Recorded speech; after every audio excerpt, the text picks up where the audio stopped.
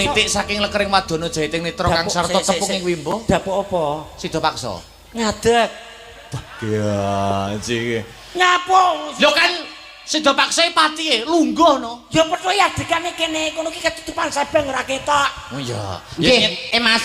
Ngene lho. Ketoprak nang kene ya. Kene ya. Kuwi nyapa melok-melok aso. Ketoprak. Kowe iki ora melok clear. Wis ora melok clear iso. Lah aku melok ngerek Mas. Ngerek mangsamu. Oh iya. Ngerek pitik ngene-ngene. Kene sik. Kene sik wonten dawuh sinuwun Prabu Siladi Krama. Ora sak kesusu nyenggol trimo sengguling kok.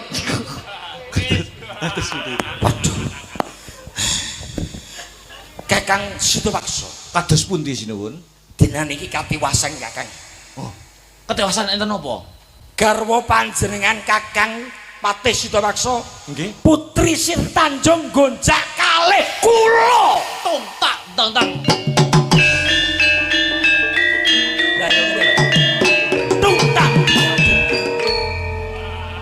Kok wani-waninipun garwa kula Sri Tanjung ngruda paripaksa panjenengan? Piyambake ngendikan yen to pun boten tresna kalih panjenengan Kakang Patih. Kula kan lak malu sebagai pria saya kan izin. Ya, masa ketoprak. Alah biasane ra duwe isin kok dadak. Tak tua pok ngadikan ngono. Tuh apuk cangkemku dhewe engko. Sinuwun, menapa atur panjenengan saged kula ugemi? Kok Kakang? Sumpah lara percaya tekono wong-wong lho. Sri Tanjung wanuh wani laku sedeng bergonjak panjenengan? Selera percaya sudah ndelok YouTube. Wis ndelok YouTube barang. Kakang, Kados pundi? aku yen to duwe bojo kaya ngono, peluhe becik tak pateni. Kok kula pren. Pedhok karo Sri Tanjung.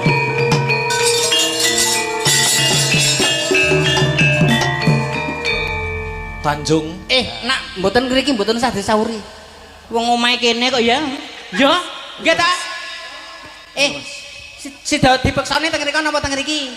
Teng mriki ayo kowe. kuwi moden iki dapuk to. Lah aku ya Tanjung. Piyomban, kaya suarane Kang Masku. Piyomban.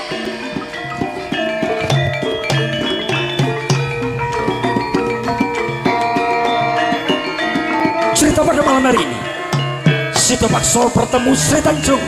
Bagaimana kelanjutannya? Saksikanlah TKP. Ya, Tanjung. Iki Mas. Wo Sidapaksa ini mripate ya blong. Mamula to. Ganteng-ganteng nak nggur nyawang debok kae malih metu ya lali. Kang Mas Sidapaksa. Acu tak acu, sing lanang acu tak acu. Kang Mas. Ya, Iya. ekspresine kurang ngono. Wong aku paman Kakang Patih Sidapaksa. Kakang Patih Sidapaksa. Oh ya. Ngono lho. Resmu. Awas. Ayo jajal, balenono. Aku terus oyakan terus lho ya. Terus oyakan terus yo. Kakang Mas yo. Kang Mas Patih Sidapaksa. Karo gocelono. Kang Mas Patih. Ya, Nyuwun sewu. Nyuwun sewu nduruk kakung mboten cah dhuwur-dhuwur ampune ra enak. wapi lho sampe lek ngrol ketoprak sumpah koyo Joko Klendeng. Tanjung. Arep muni tampah kasido. Temuni kangelan. Kabar sumebar pawarta-warata. Lungguh kene, Cahayu. Walah aku ngalih neh. Awor aku kene lho wong elek-elek awor wong elek. Sepurane aku awurku najis. Aku dodoke aku dadi abdi wis, aku ndapuk abdi. Ya sing ngerek ya genten lungguh to, ngerek kelir. Tanjung, Nggih Kang Mas. dina iki aku nampa palaporan. Menapa menika? Perkara kurban. Toprak kurban. Aku nampa palaporan apa bener jeneng Sira Tanjung wanuh-wani tumindak bandrek Jina bedang selingkuh karo wong lanang liya. Boten Kang Mas, menika namung tetembungan ingkang ngayawara kemawon. Wah, apik tenan itu. Nggih mboten Ndoro. Niku Vietnam niku. Fitnah. Fitnah kok Vietnam lho. Iya, kuwi lho sing dudu-dudu kuwi lho. Apa kena tak ugemi tembungmu? Mergo kabar iki wis sumebar. akeh wong sing padha ngrungokke jare Tanjung wis wani selingkuh karo wong lanang liya. Boten Kang Mas. Kula menika namung tresno kalian panjenengan. Abang kandakno abang putih, kandakno putih. Saestu Kang Mas, kula boten tumindak sedeng dhateng panjenengan. Nggih Ndara Kakung seksine kula. Iki gak sangge seksi ki melok-melok rono kok mengko. Aku ge seksi naib aku. Seksine piye Byung Ban? Mboten saestu Ndara Putri niku sing ngemong kula. Terus mboten enten sing bergonjuk niku mboten wonten. Bergonjak? Lah mboten wonten. Dadi Ndara Putrimu iki ora direngkuh karo wong lanang liya? Mboten niku tulus. Tulus ngene. Tresna saestu kalih jenengan. Apa ya? Nggih, ora sak guyu sida paksa guyu ya apa. Nesu kok guyu. Nanging iki wis kabar iki wis sumebar. Ketawas kabar sumebar tok. Gelem ora gelem kowe kudu nampa pidana jumbuh kelawan keluputanmu. Mboten Kang Mas, kula mboten nate tumindak sedeng dhateng panjenengan. Apa tenan? Kula mboten nate selingkuh dhateng panjenengan lho Kang Mas. Apa tenan? Saestu niku Ndara. Saestu. Kula ngingaten Kang Mas Cempleng. Panjenengan menawi boten pitados kalian kula saged nyuwun pirsa kalian emban menika. Emban tumpuk. Dendam. Apa bener darahmu selingkuh? Mboten. Nek kowe selingkuh ora? Mboten saestu Kang Mas Cempleng kula. Sopo? Wani. Nek dugang-dugang tenane aku guweting. Kakek 50 lho kok sampe dugangi. Ngono nesu. Alam nesu. Ala nesu. Aja nesu bayi. Sampe Iki serius. ya. Tenang berah. Tanjung truk. Nggih Kang Mas. Hau. Hukum kang gumathok ana ing negara kene sapa wae kang wis kawanguran dening kawula akeh wani nindakake laku bedang utawa bandrek Cina pidana pati kang dadi tebusane.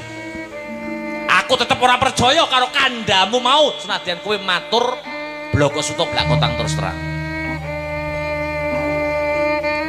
Mboten Kang Mas. Kula mboten nate tumindak sedeng. Kowe mung kandheri kandha iya kok ora? Mboten binedah dodo kula. Heeh. Sinapa jantung kula. Heeh. Nang panjenengan ingkang kawula tresnani Kang Mas. Pirsa sida peksa. Kowe kudu gelem tak pateni. Paukuman negara kudu kaya mangkono. Ora entuk dinyang. Mboten Kang Mas. Piye iki piyong? Jenengan iki to. Mamula to mamula Sutradara nek ngangel. Heeh. Kowe kudu tetep tak pateni. Kowe sadurunge tak pateni melih ngopo, Tanjung? Pun pasrah mawon Ndara Putri. Kapejah ana kula kemawon Kang Mas. Iya. Nanging Heeh. kula badhe meling dhateng panjenengan. Heeh, melih ngopo?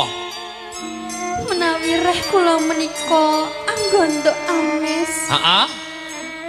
Ateges kula menika sampun tumindak sedeng dhateng panjenengan Kang Mas. Banjur Ananging menawi reh kula menika mboten anggondo ames. iya. Ateges anggondo aro. Heeh. Kula mboten tumindak sedeng dhateng panjenengan.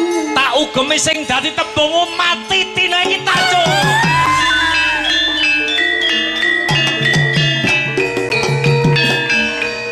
Arep belani kowe.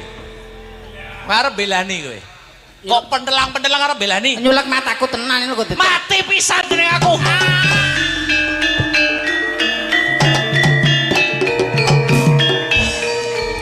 Mas. Sida paksa mriki Mas. Sampean niku Wong ngisore roh mati, si ngisore urung mati. bahaya. Gusti Allah nyuwun ngapura. Gaya, wis tuwek rambutnya disemir. Mati gletak, gletak. Mati. Den, mati den.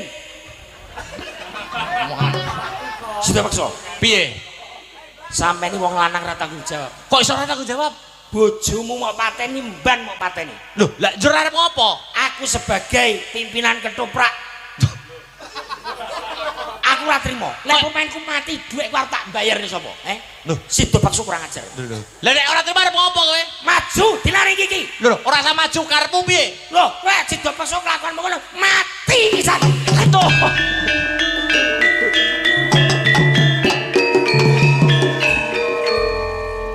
nyapa tukang rebab lirik piye ngejak apa njaluk pateni pisan mau piye Mban mati Sri Tanjung mati Dalangi mati ayo bar ya bar bayar buka Wis mbok buyarne piye wayangane coba buyarne